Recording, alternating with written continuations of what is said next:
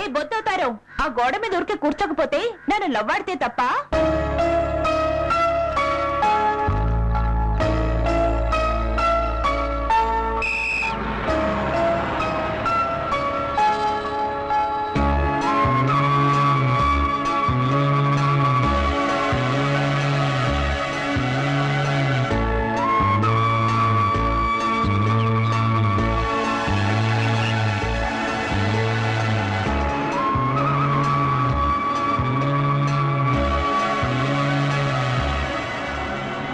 Camera లేకుండానే acting చేసేస్తున్నావు కదరా. నిన్న రాత్రే కదరా అంత క్లాస్ పీకాను.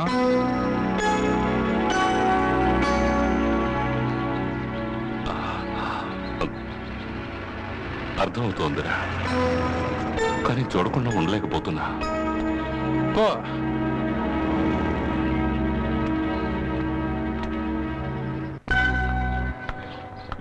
ఏ ఉషా, శుక్రవారమే వచ్చేస్తామని చెప్పారు, ఎప్పుడే నేను గుర్తొచ్చానా? శని ఆదివారాలు కాలేజీకి సెలవు, అయినా మీ ఇంటికి రమ్మంటావా ఏంటి? వస్తే ఏంటి, తెలిస్తే మీ నాన్న నరికేస్తాడు కదా. అంత భయం అన్నమాట. సరే నేను వెళ్ళొస్తాను, క్లాస్ కి టైం. లీవ్ పెట్టి సరదాగా తిరిగొద్దాం. అదంతా కుదరదు, బాయ్. ఏ ఆగవే, కాసేపు ఉండొచ్చు కదా, నా లవర్కి ఇంట్రడ్యూస్ చేసేదాన్ని. అవును, అతను పెద్ద కలెక్టర్, పరిచయం చేస్తాడు. దుబాయ్ లో ఆయిల్ కంపెనీలో వర్క్ చేస్తున్నాడు. నెలకి 50,000 రూపాయలు సంపాదిస్తున్నాడు తెలుసా? సరిగ్గా కనుక్కోవే, గొర్రెలు కాస్తున్నాడేమో. గొర్రెలు కాస్తే ఏంటే, నీ లవర్లా బేవర్స్ గాడిలో ఏమి తిని తిరగటం లేదులే. ఎవరిని బేవర్స్ గాడు అంటున్నావు? అతని గురించి నీకేం తెలుసే? నువ్వు రా ముందు, నాతో రా.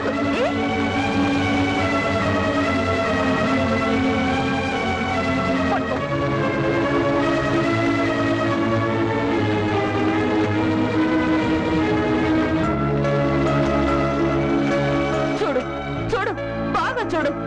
అన్నిట్లోనూ ఫస్ట్ ఎవరో తెలుసా నీకు? మన ప్రొఫెసర్ చెప్తూ ఉంటారే, సుందరంలాగా అందరూ బాగా చదవాలి అని. ఆయనే ఈయన.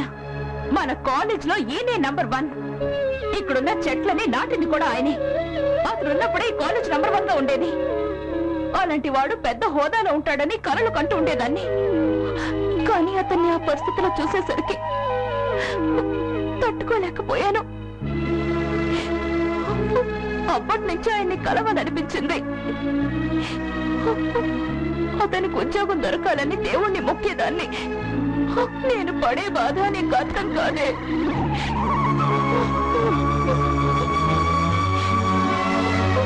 చదువుకునే వయసులో మగాళ్ళని చూడకూడదని అంటారు.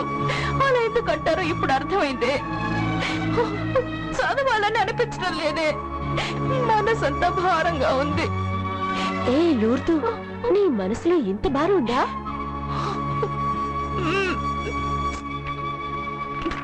ఏ బాగుందా? నాదేది.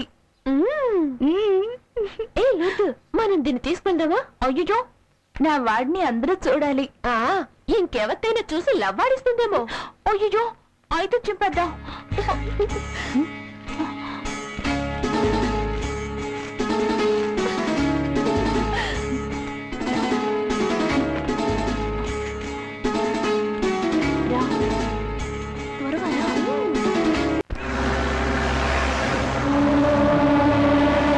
హలో, చెప్పరా.